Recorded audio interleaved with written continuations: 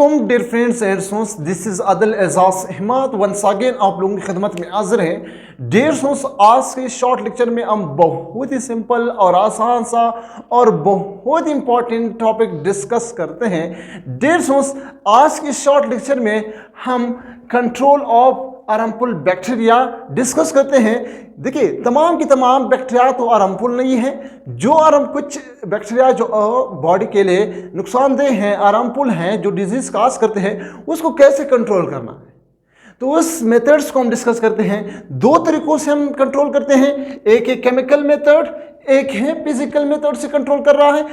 Chemical method में antiseptic है, disinfectants है एंड केमोथेरेप्टिक एजेंट्स हैं, और यहाँ पे जो है आई टेम्परेचर है, मेम्ब्रेन फिल्ट्रेशन है, इलेक्ट्रोमैग्नेटिक फिल्ट्रेशन है, पॉस्चराइजेशन है एंड लो टेम्परेचर है, ड्राइंग है, प्रिजर्वेशन है। ये जो है आप लोगों के साथ शेयर कर रहा हूँ। डियर फ्रेंड्स, अगर वाकई आप लोग चाहते हैं कि इस खूबसूरत सा, इंपॉर्टेंट सा और इंटरेस्टिंग टॉपिक क्लियर करना, तो इस लेक्चर को लास्ट तक देके आई होप आप लोगों को बहुत कुछ सीखने को मिलेगा इस शॉर्ट लेक्चर में। तो चलो स्टार्ट कर दें डियर फ्रेंड्स यहाँ से कि भाई कंट्रोल ऑफ हार्मफुल बैक्टीरिया क्या है। Micro organism can be controlled by physical and chemical method, जैसे मैंने पहले बताया है। तो डियर फ्रेंड्स, तो आप लोग क्या करें, क्या करना है, आप लोग सिर्फ देखते रहे नहीं, आप लोग देखते भी रहे, सुनते भी रहिए और समझते भी रहे। साथ साथ में जो है एक पेन उठा है, एक नोटबुक उठा है और साथ साथ में लिखते रहे। तो सिर्फ देखते रहे, सुनते रहे, लिखते रहे, समझते रहे और कुछ भी नहीं है, बाकी मैं समझा रहा हूँ, ठीक है। तो माइक्रो ऑर्गेनिज्म कंट्रोल होगा दो तरीकों से, फिजिकल एंड केमिकल। एक ही केमिकल, एक ही फिजिकल मेथड से कंट्रोल होगा। तो चले, अब क्यों कंट्रोल करना है, क्या जरूरत है। मैंने कहा कि कुछ बैक्टीरिया जो है बॉडी के लिए फायदेमंद है, जिसको हम नॉर्मल फ्लोरा कहते हैं, जो बॉडी का प्रोटेक्शन भी कर रहा है, बॉडी के लिए जो है न्यूट्रिएंट्स भी बना रहा है, जैसा विटामिन के एंड विटामिन बी बना रहा है। तो इस तरह कुछ जो है बैक्टीरिया फिर नुकसानदेह है, बॉडी के लिए नुकसानदेह है, बॉडी के अंदर जो है डिजीज काज करते हैं। तो उसको हम क्या करते हैं, प्रिवेंशन, उससे डिजीज से प्रिवेंशन के लिए हम उसको कंट्रोल करते हैं, और फूड स्पॉइलेज, फूड को ख़राब होने से बचाने के लिए उस बैक्टीरिया को जो है कंट्रोल में लेते हैं, ख़त्म करते हैं, कंट्रोल करते हैं। तो पहला तरीका जो है केमिकल मेथड, तो नाम से ज़ाहिर है डिस्टेंस, केमिकल यूज़ करके उसको कंट्रोल करना है। Following 3 chemical methods to control microbes, जो है 3 मेथड्स हैं केमिकल मेथड की, जिसमें हम बैक्टीरिया को जो है केमिकली कंट्रोल कर रहा है। पहला है एंटीसेप्टिक, दूसरा है डिसइंफेक्टेंट और तीसरा है केमोथेरेप्टिक एजेंट्स। तो antiseptic use on living surface that inhibit the growth of micro organisms. देखिए, एंटी मीन्स खिलाफ, सेप्टिक जो है, अब ऐसा केमिकल्स हैं जो हम लिविंग ऑर्गेनिज्म की सरफेस इस्तेमाल करते हैं।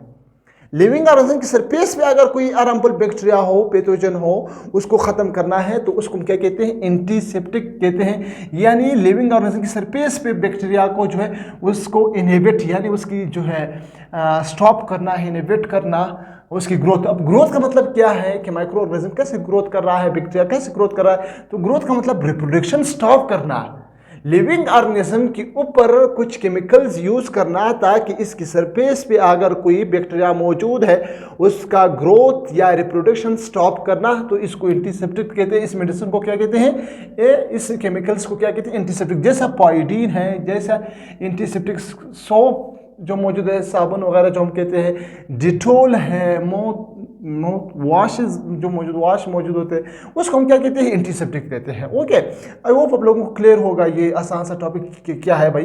अब डिसइंफेक्टेंट क्या है, डिसइंफेक्टेंट्स केमिकल एजेंट है that inhibit the growth of vegetative cells. अब आप लोगों को ये भी मालूम है कि वेजिटेटिव सेल कौन से सेल हैं, वो सेल्स है डिस्टेंस पहले भी बताया कि भाई ये जो सेल्स जो है रिप्रोड्यूस होकर नया सेल बना सकता है, उसको हम वेजिटेटिव सेल कहते हैं। यूज और नॉन लिविंग सरफेस, वाह यार, ये पॉइंट नोट करें। यहाँ पे जो है एंटीसेप्टिक्स में क्या कह रहा था कि लिविंग सरफेस पे यूज हो रहा है, यहाँ पे जो है डिसइंफेक्टेंट जो है ये नॉन लिविंग की सरफेस पे हम इस्तेमाल करते हैं। कोई भी चीज़ अब जब नॉन लिविंग हो, अब आप लोगों को मालूम है कि नॉन लिविंग क्या चीज़ है। कोई भी नॉन लिविंग को अगर वॉश करना है, साफ करना है, उसकी सरफेस से बैक्टीरिया, पैथोजन को ख़त्म करना है, तो उस केमिकल्स को फिर हम डिसइंफेक्टेंट कहते हैं, जो नॉन लिविंग के लिए यूज होगा, that inhibit the growth of micro organisms on that non living organism के सरफेस पे जो मौजूद है, उसका ग्रोथ जो है स्टॉप करना, तो उसको हम डिसइंफेक्टेंट, एंटीसेप्टिक और डिसइंफेक्टेंट्स कौन से होते हैं, जैसा जो है for example oxidising and reducing agents है, इलोजन है, ठीक है, यहाँ पे पोटेशियम परमैंगनेट है KMnO4 जो है पोटेशियम परमैंगनेट, H2O2 हाइड्रोजन पर ऑक्साइड जो है, ये सारे क्या है डिसइंफेक्टेंट, जो मतलब फिनोल है जो बेंजीन यहाँ पे OH अटैच होगा, अल्कोहल है, फॉर्मल एल्डिहाइड जो मौजूद होते हैं, ये सारे के सारे डिसइंफेक्टेंट है। अब आते हैं तीसरे पॉइंट्स की तरफ, जो है वो क्या है, chemotherapeutic agents, the chemical substances which inhibit growth और destroy the microorganism in living tissue और बॉडी। वाट डियर स्टूडेंट्स, क्या इंपॉर्टेंट पॉइंट आया डियर स्टूडेंट्स। अब आप लोगों को तीन चीज़ें क्लियर है, ये जो है ऊपर सरफेस होगा लिविंग, ये है ऊपर सरफेस होगा नॉन लिविंग, ये जो है इनहिबिट कर रहा है माइक्रो ऑर्गेनिज्म या कंप्लीटली डिस्ट्रॉय कर रहा है, खत्म कर रहा है, एलिमिनेट कर रहा है बॉडी से, और बॉडी के अंदर इन लिविंग टिश्यू के अंदर या बॉडी के अंदर जो है खत्म करना। तो वो हम क्या इस्तेमाल कर रहा है, केमिकल्स, जो एंटीबायोटिक्स इस्तेमाल करते हैं डियर स्टूडेंट्स। अब इस एंटीबायोटिक्स, इस केमिकल्स का जो है दो टाइप्स है, एक है माइक्रोसाइडल है, एक जो है माइक्रोस्टेटिक है। वाट डियर स्टूडेंट्स, पॉइंट्स नोट करें, बहुत इंपॉर्टेंट पॉइंट है। यहाँ पे माइक्रोसाइडल का क्या मतलब है, इसका मतलब ये है, ये ऐसे केमिकल्स हैं, ऐसे एंटीबायोटिक्स है, एंटीबायोटिक्स दो टाइप्स है, एक है माइक्रोसाइडल, एक है माइक्रोस्टेटिक। तो ये kill the micro organisms immediately, ठीक है, किल कर रहा है, खत्म कर रहा है। देखिए उसके साथ जो है मजाक नहीं कर रहा है, डायरेक्ट खत्म कर रहा है, किल कर रहा है, एलिमिनेट कर रहा है, बॉडी से निकाल रहा है, तो इसको माइक्रोसाइडल कहते हैं। ये है टेट्रासाइक्लिन एंड पेनिसिलिन, नोट करें dear students, tetracycline and penicillin जो है माइक्रोसाइडल है, ये बैक्टीरिया को जो है डायरेक्टली एलिमिनेट कर रहा है, डिस्ट्रॉय कर रहा है। एक है माइक्रोस्टेटिक। अब माइक्रोस्टेटिक का मतलब इनहिबिट द रिप्रोडक्शन जो कैपेसिटीज ऑफ सेल्स के अंदर मौजूद हैं, यानी उसके अंदर बैक्टीरिया को कम्प्लीटली ख़त्म नहीं कर रहा है, सिर्फ इनहिबिट कर रहा है, स्टॉप कर रहा है, स्लो कर रहा है, उसकी ग्रोथ यानी रिप्रोडक्शन जो है उसका इनहिबिट कर रहा है। Maintain microbial population it constant size, ठीक है, और माइक्रोबियल जो पॉपुलेशन है उसको मेंटेन, जैसा सल्फोनामाइड जो एक एग्जांपल है एंटीबायोटिक्स का, वो है माइक्रोस्टेटिक, एक माइक्रोसाइडल। ये पॉइंट्स बहुत इंपॉर्टेंट पॉइंट्स थे, मैंने आप लोगों के साथ शेयर करे, तो आप लोग लाजमी नोट करें। अब ये क्यों इस्तेमाल, ये क्या कर रहा है, ये mode of action of antibiotics जो है, मोड ऑफ एक्शन का मतलब ये है कि जब आप एंटीबायोटिक्स यूज कर रहा है, केमिकल है ना, अपने नाम सुना होगा। देखिए एंटीबायोटिक्स लाजमी प्रिस्क्राइब करना होगा डॉक्टर से। आप कहीं जाकर किसी जो है फार्मेसी से आप नहीं उठा सकते कि भाई मुझे कोई ये फलाना मेडिसिन जो है एंटीबायोटिक्स चाहे, लेकिन अनफॉर्चुनेटली यहाँ पे बहुत कॉमन है, जो मेडिकल स्टोर है या फार्मेसी में मौजूद होते हैं, वो बच्चे को भी देता है, बस वो सिर्फ नाम लेकर के मुझे एंटीबायोटिक्स चाहे, हालांकि इसके लिए जो है डॉक्टर फिजिशियन का जो प्रिस्क्रिप्शन है वो मस्ट है, सही है। तो अनफॉर्चुनेटली आप लोगों को सिस्टम मालूम है कि कैसे सिस्टम है। तो ये क्या कर रहे हैं, एंटीबायोटिक्स जो है डैमेज कर रहा है, यानी इसका antibiotics damage can result in the mall functioning. अब माल फंक्शनिंग का मतलब ये है कि उस जो है बैक्टीरिया के जो है माल फंक्शनिंग तक पहुंचाते हैं, उसको उसके अंदर ख़राबी काज करते हैं, उसके अंदर कोई चीज़ डैमेज करता है, यानी प्रॉब्लम्स काज करते हैं, उसका बॉडी डिस्ट्रॉय करते हैं, उसका सिलवाल ख़राब करते हैं, उसका साइटोप्लाज्म के अंदर जो एंजाइम है उसको डिस्ट्रॉय करते हैं, न्यूक्लिक एसिड उसका डिस्ट्रॉय करते हैं। तो ये इसका मोड ऑफ एक्शन है एंटीबायोटिक्स का। किसके साथ, बैक्टीरिया के साथ। एंटीबायोटिक्स का जो लफ्ज़ है ये ग्रीक वर्ड से निकला, anti means against, biotic means bacteria, यानी एंटीबायोटिक्स का लफ्ज़ जो है ग्रीक वर्ड से निकला हुआ है, जिसका मतलब है अगेंस्ट ऑफ बैक्टीरिया जो है इस्तेमाल होगा। सोर्सेज क्या है, natural and synthesise in laboratory, natural भी है और लेबॉर्ट्री में भी बनता है, जैसे पेनिसिलिन लेबॉर्ट्री में बन गया। सही, अब आते हैं डिस्टेंस। आप लोगों का केमिकल मेथड ख़त्म हुआ, बहुत अच्छा था, बहुत इंपॉर्टेंट था। अब फिजिकल मेथड से जो है, पहला फिजिकल मेथड से हम कैसे ख़त्म कर, जो है स्टरलाइजेशन करते हैं। स्टरलाइजेशन क्या है, एक ऐसा मेथड है जिसमें हम फिजिकली जो है बैक्टीरिया को ख़त्म करते हैं। The method in which physical agent to kill और control microbes is known as sterilization. इसको कहते हैं स्टरलाइजेशन कहते हैं, ठीक है डिस्टर्स, स्टरलाइजेशन कहते हैं। अब sterilisation is the destruction of all life forms. Destruction का मतलब जो है तबाह करना, तबाही मचाना, उसको ख़त्म करना, ऑल लाइफ फॉर्म्स जो मौजूद होते हैं। फिजिकल एजेंट स्टीम के ज़रिए से कर सकते हैं, यानी जो हम मॉइस्ट ईट कहते हैं, वाटर को गर्म करना, बॉयल करना, तो उसके अंदर जो है टेम्परेचर बढ़ जाते हैं। अगर उस वाटर के अंदर कोई बैक्टीरिया वगैरह मौजूद था तो जब उस वाटर का टेम्परेचर बढ़ता है तो उसके जो बैक्टीरिया के अंदर अगर इंजाइम है वो इंजाइम जो है शेप चेंज हो जाते हैं तो वो ख़राब हो जाते हैं, डैमेज होता है। ड्राई ईट के ज़रिए से हम खुश्क जो है ईट देते हैं, वाटर के बगैर जो है किसी चीज़ को ईट देना। फॉर एग्जांपल इसके ऊपर अगर कोई पैथोजन मौजूद है यहाँ पे ईट देना तो इसको ड्राई ईट कहते हैं। गैस के ज़रिए से हम कर सकते हैं, फिल्ट्रेशन कर सकते हैं, रिडक्शन प्रोसेस कर सकते हैं। तो ये सारे के सारे क्या है, फिजिकल मेथड है। तो स्टार्ट करते हैं पहला हाई टेम्परेचर के ज़रिए से। हाई टेम्परेचर बढ़ाना तो दो तरीके होगा। जब टेम्परेचर आप बढ़ाते हो तो उसका दो तरीके, एक मॉइस्ट एक ड्राई हीट होगा, ठीक है। अब मॉइस्ट को हम स्टीम भी कहते हैं, स्टीमिंग भी कहते हैं, यानी बॉइलिंग हम कहते हैं, ठीक है।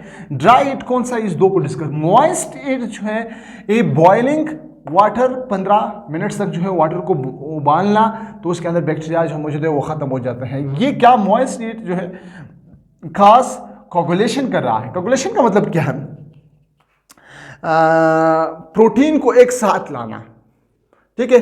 प्रोटीन को जो है कोगुलेट करना, जमा करना, एक साथ लाना, और प्रोटीन डाइट किल माइक्रोब्स, उसकी वजह से जो है माइक्रोब्स मर जाते हैं। तो ये मॉइस्ट इसलिए कहते हैं कि यानी वाटर को गर्म करना, उसके ज़रिए से उस बैक्टीरिया को जो है ख़त्म करना, वाटर का टेम्परेचर बढ़ाना, जैसे बॉइलिंग के ज़रिए से हम बढ़ा रहे हैं तो उसको मॉइस्ट हीट कहते हैं। ड्राई हीट जो है cause oxidation of chemical constituents of microbes and kill them.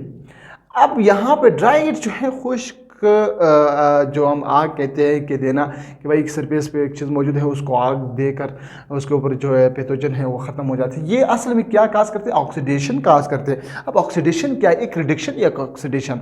देखिए ऑक्सीडेशन की 3 डिफिनेशन है। Gain of oxygen is called oxidation, loss of hydrogen is called oxidation, loss of electrons is called oxidation. या reduction आप लोगों ने पढ़ा होगा ना, ये केमिस्ट्री में ये चीज़ बार बार रिपीट होगा, बायोलॉजी में भी रिपीट हो रहा है।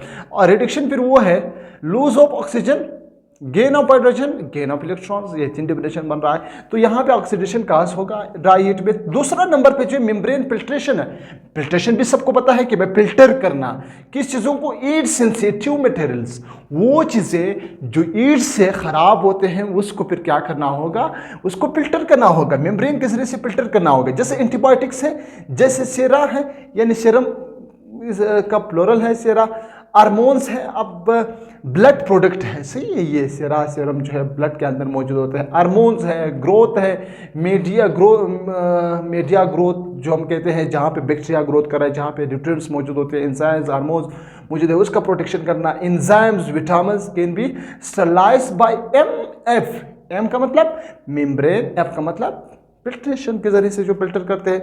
और ये कहाँ इस्तेमाल होगा, हॉस्पिटल्स हैं में, OT operation theatre, one wards जहाँ पे जले हुए लोग आए हैं, अल्लाह ना करे वहाँ पे आग की वजह से जो कोई पेशेंट जल गए हैं या किसी और आपत की वजह से जो है, वन वार्ड्स में जो बच्चे मौजूद होते हैं, जो पेशेंट मौजूद है, वहाँ पे यूज़ होगा, फिल्टर्ड एयर देते हैं वहाँ पे, ठीक है।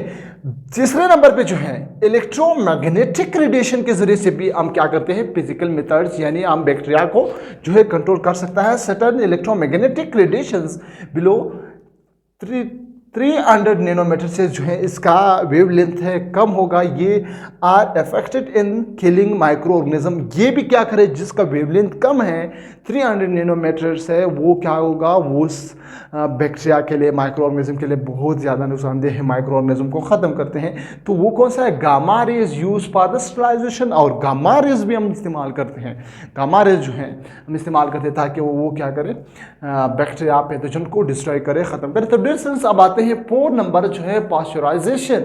पास्चराइजेशन कैसे तरीका है, आप लोगों ने सबने नाम सुना होगा कि भाई pasteurisation develop by Louis Pasteur, इसलिए इसको नाम दिया है। लुईस पास्चर ने सबसे पहले इस पर काम किया था, तो इसलिए इसका नाम रखा pasteurisation to kill non spores forming bacteria. ये लुईस पास्चर ने डेवलप किया किस काम के लिए? नॉन स्पोर फॉर्मिंग बैक्टीरिया के लिए, ताकि उसको ख़त्म करें। Use for sterilization of perishable food like fruits, vegetable juice, milk.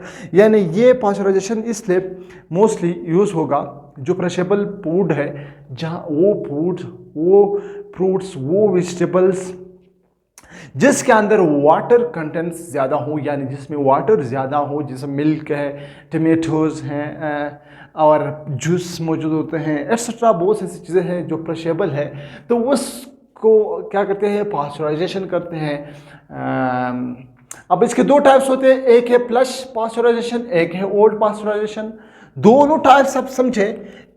Flush pasteurisation also called HTST, यानी हाई टेम्परेचर शॉर्ट टाइम, ज़्यादा टाइम देना, टेम्परेचर देना कम टाइम के लिए, तो इसको फ्लश। ये कोल्ड है, आल्सो कॉल्ड बेटा बेच भी कहते हैं। तो यहाँ पे क्या होगा?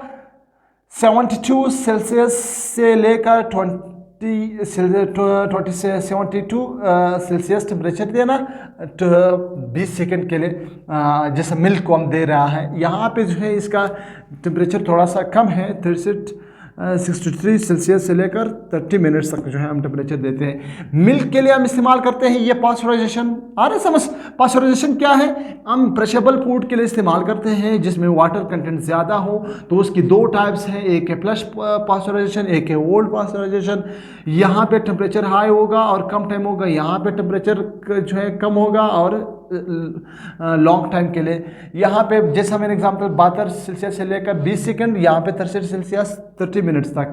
मिल्क जो है हम क्या कहते हैं? आप ये मिल्क जो है फ्रेशेबल फूड है ना, इसके अंदर वाटर कंटेंट ज़्यादा है, तो यहाँ पे हम पास्चराइज करते हैं। 70 सेल्सियस 71 सेल्सियस दे रहा है फॉर 15 सेकेंड्स के लिए। आपने देखा होगा जब आप मिल्क जो है उसको टेम्परेचर देते हैं, उसको जो है साफ करते हैं, उसको जो है पास्चराइज करते हैं, उसके अंदर पैथोजेंस बैक्टीरिया को ख़त्म करते हैं, तो आप जो है 71 सेल्सियस से लेकर 15 सेकंड तक देते हैं।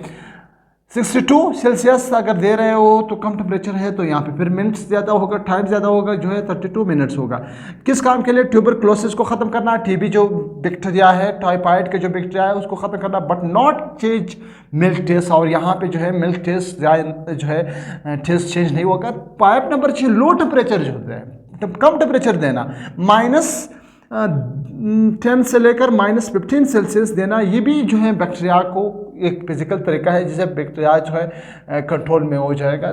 Food preserve for several days, food को जो है प्रिजर्व करते हैं। आप रेफ्रिजरेटर में रखते हो फूड को, तो आप फूड रेफ्रिजरेटर में रखो, उसका टेम्परेचर जो है आप डिक्रीज करते हैं।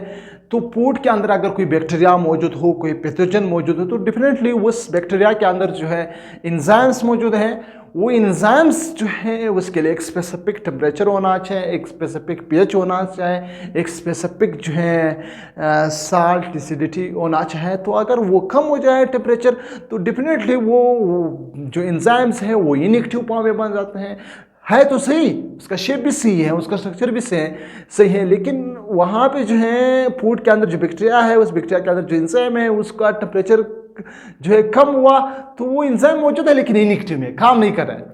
तो ये लो टेम्परेचर जो हम फ्रीजिंग कर रहा है, तो रेफ्रिजरेटर में रखते हैं, तो वो है लो टेम्परेचर का एक तरीका है फिजिकल कंट्रोल। अगर आप टेम्परेचर हाई देते हैं तो उसकी वजह से क्या होगा? अगर किसी फूड में बैक्टीरिया मौजूद है, टेम्परेचर आप दे रहे हो, तो टेम्परेचर की वजह से जो है बैक्टीरिया का एंजाइम जो है उसका शेप जो है चेंज हो जाते हैं, तो ये बैक्टीरिया डेफिनेटली डिस्ट्रॉय हो जाते हैं।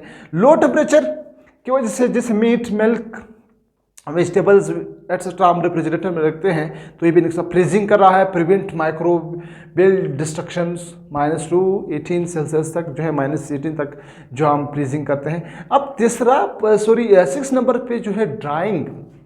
ड्राइंग क्या है? ये भी एक फिजिकल मेथड है जिसके ज़रिए से हम बैक्टीरिया को कंट्रोल कर रहा है। ड्राइंग नाम से ज़ाहिर है डिहाइड्रेट करना, फूड को जो है फ्रूट्स हैं, जैसे पोटैटोज हैं, जैसा एप्पल है, एट्सेट्रा, बहुत से गोश्त है, जिससे वाटर को क्या करना, रिमूव करना। वाटर जब रिमूव हो जाते हैं तो वो ड्राई, खुश्क हो जाते हैं। खुश्क होने की वजह से है उस चीज़ के ऊपर बैक्टीरिया जो अटैक नहीं कर सकता है। क्यों नहीं कर सकता है? क्योंकि बैक्टीरिया की एंजाइम के लिए वाटर नीडेड है, रिक्वायर्ड है, मस्ट है।